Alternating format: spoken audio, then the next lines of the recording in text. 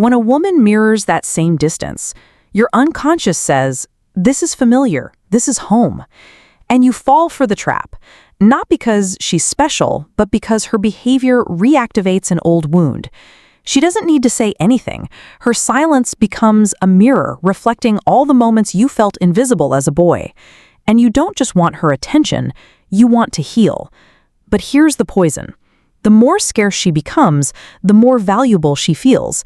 Not because she's actually rare, but because your brain is wired to equate absence with worth. This is what Freud called displacement. You're not chasing her, you're chasing the emotional ghost of your past. You're not attracted to her, you're addicted to the feeling of trying to matter. And she knows. Even if not consciously, she senses the power.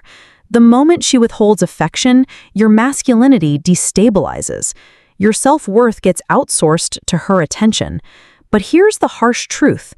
No woman should have that power over your nervous system. Until you stop associating emotional starvation with love, you'll keep crawling back to women who feed you crumbs and make you believe it's a feast.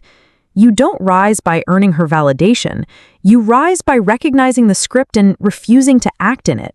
Because true power begins the moment you stop chasing your childhood through the bodies of modern women. She tells you she's ready. She says you're the one. She talks about babies, future, marriage, and for a moment you feel chosen. But suddenly something shifts. The dream collapses. She changes her mind, or worse, blames you for the very thing she promised. What just happened? Freud called this projection, the unconscious act of displacing inner conflict onto someone else. She wasn't lying to you. She was lying to herself.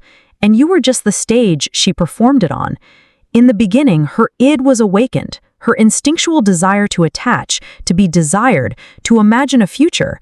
But as that vision grew closer to reality, her superego, the inner critic, shaped by family, trauma, and fear, began to whisper, "You're not ready. He'll leave. This will end badly." That internal war created dissonance, and instead of facing it, she projected it onto you. Suddenly, you became the unstable one. You became the reason she couldn't trust love.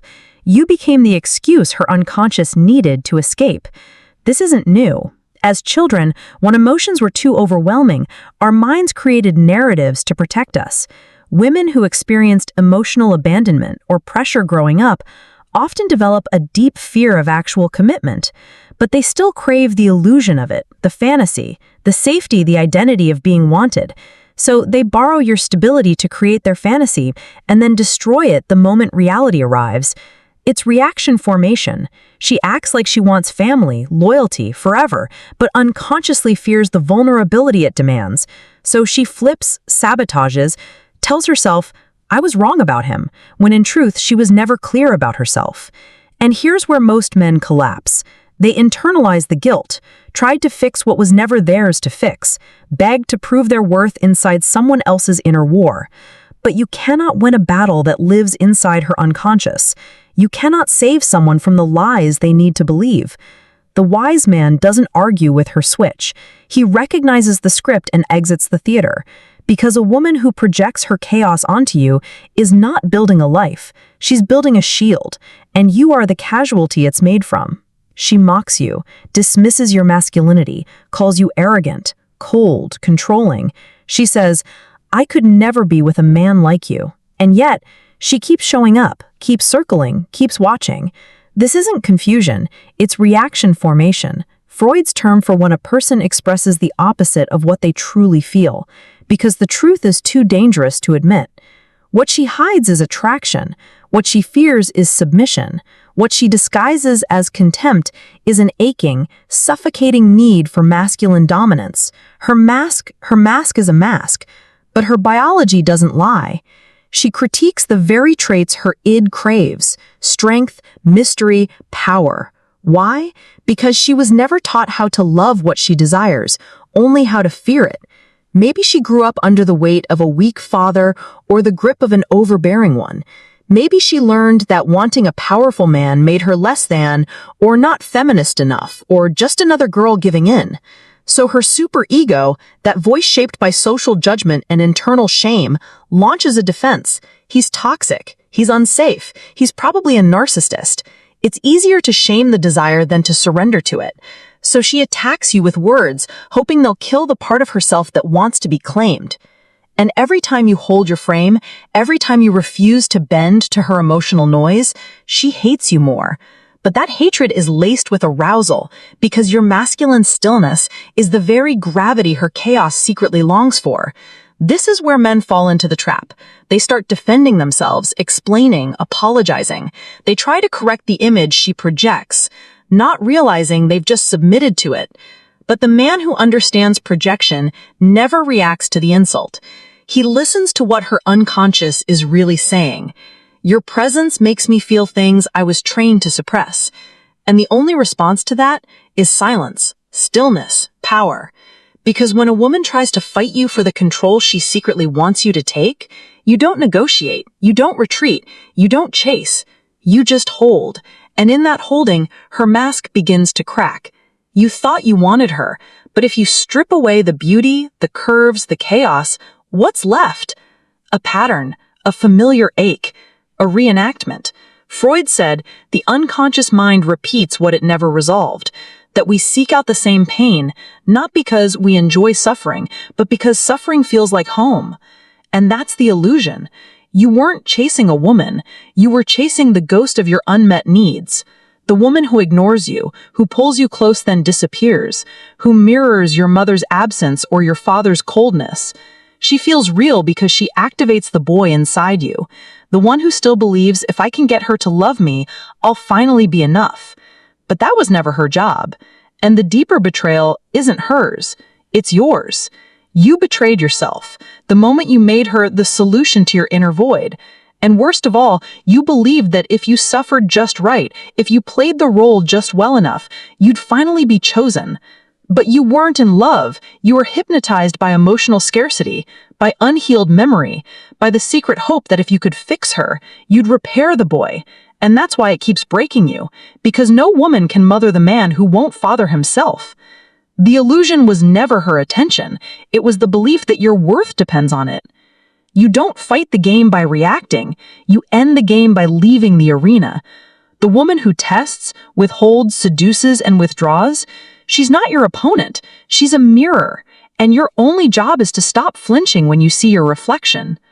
Freud taught that real power doesn't come from repression, but from sublimation. Taking your chaotic instincts, the hunger, the need, the ache, and redirecting them into something higher. So you feel the urge to chase her. Pause. Hold that fire and aim it at your becoming, because the man she cannot manipulate is not the one who wins her, it's the one who doesn't need to.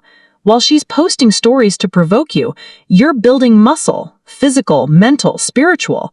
While she's measuring her worth in attention, you're sharpening your purpose in solitude. Let your silence become surgical. Let your indifference carry the weight of a man who remembers who he is.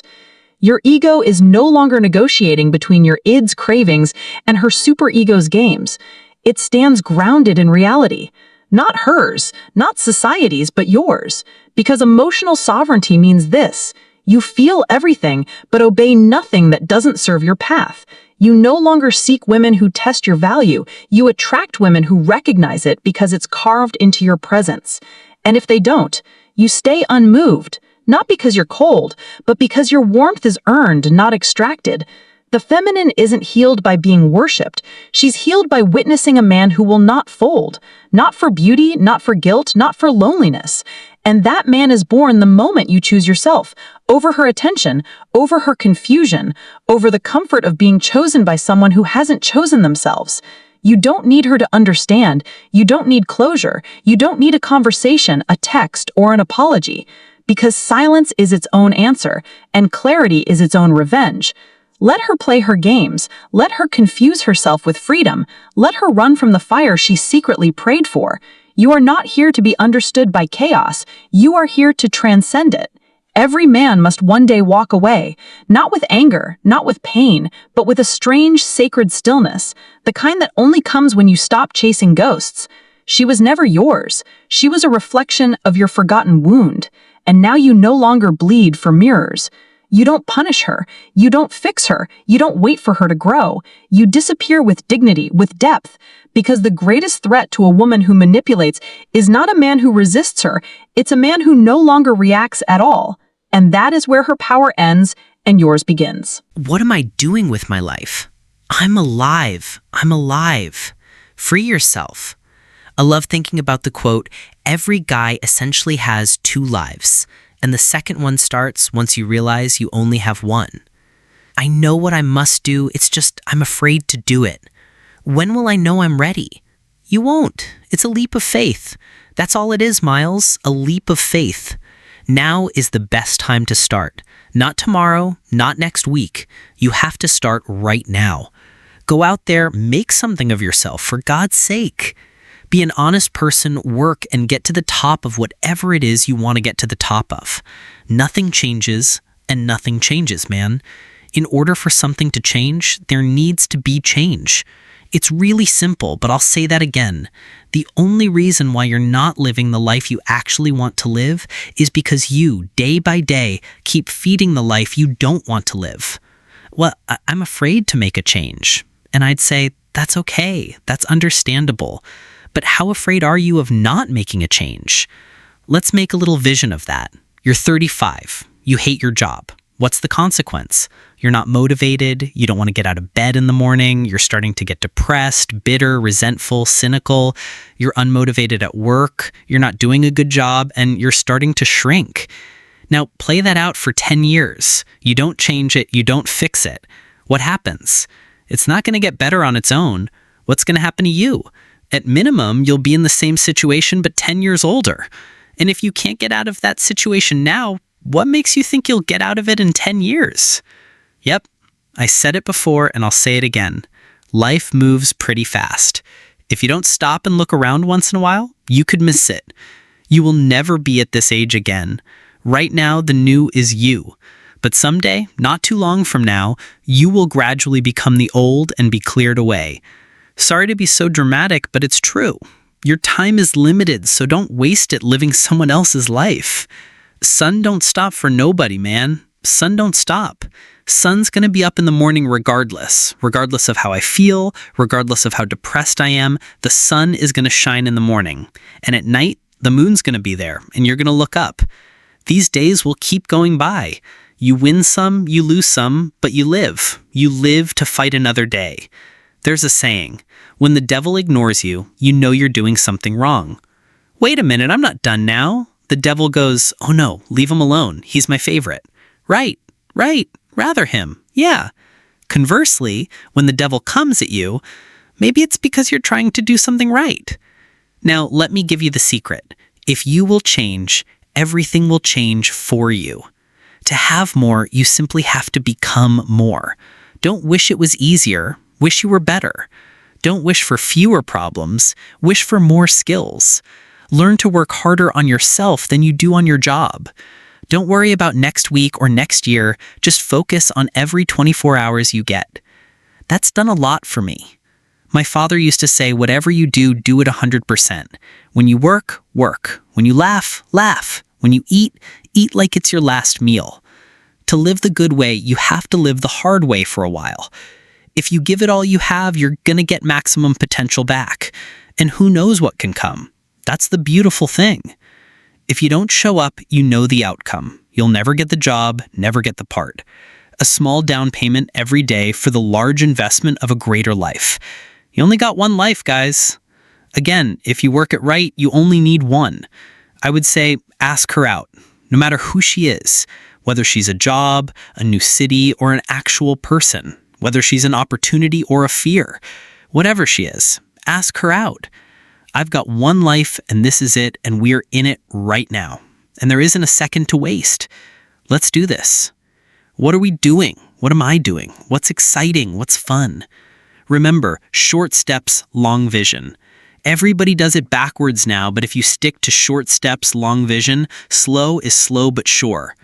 Don't be trapped by dogma, living with the results of other people's thinking. Don't let the noise of others' opinions drown out your own inner voice. Most important, have the courage to follow your heart and intuition. They somehow already know what you truly want to become. Everything else is secondary. Enjoy life, enjoy every minute. I think any situation can be fun if you make it. Be who you are and don't be afraid to be who you are. Definitely don't stress so much. It's not that big a deal. It'll be fine. You only live once in this life. Once you're done, you're done. You got one life and one chance to do what you want to do. What are you doing? We're the lucky ones. We're the ones who get to die. Most people who could ever exist will never even be born. Take every occasion you can to smell the flowers, drink in the sunsets and the sunrise, and celebrate life. You won the lottery, and most people will never even know there was a lottery. Hey Theo, this is Greg from Indiana. I actually just want to call and tell you I was at work the other day, kind of in this rut. It's not a bad job, but I really want to get out of it. I was catching up on some of your podcast, and you said something that resonated with me. You said, nothing changes if nothing changes. I thought about it, went home, and applied for a job I'm probably not qualified for. I took a shot. The next day I get a call for an interview. It goes well. She says she's going to set me up with an in-person interview. Never even had it. They emailed me a few days later, and I got the job. Now I'm going to be doing a job I think I'll appreciate more, enjoy more, and make double the money I'm making now. Dang, bro, that's awesome, man. Congratulations for trying something new. It's crazy to think what can happen if we decide I'm qualified. What happens when I decide for myself that I'm going to do something different? What you're not changing, you're choosing. You're complaining about something and not changing it. Could be your relationships, your body, your health, your job. You're choosing it. Nothing will change unless you change what you're doing. Change the junk food you're eating. Change the time you wake up. Change what you do when you get out of bed. Change what you do with your time. That's what you need to do. You can choose the pain of growth or the pain of staying the same. It's not me. It's inside. I am more. Bruce, deep down, you may still be that same great kid you used to be, but it's not who you are underneath. It's what you do that defines you. 'Cause maybe I'm not good enough. Yes, you are. No, maybe I'm not. Yes, you are. Maybe I'm not. Yes, you are. Maybe I'm not. Yes, you are. Seems like you forgot again. Let me remind you.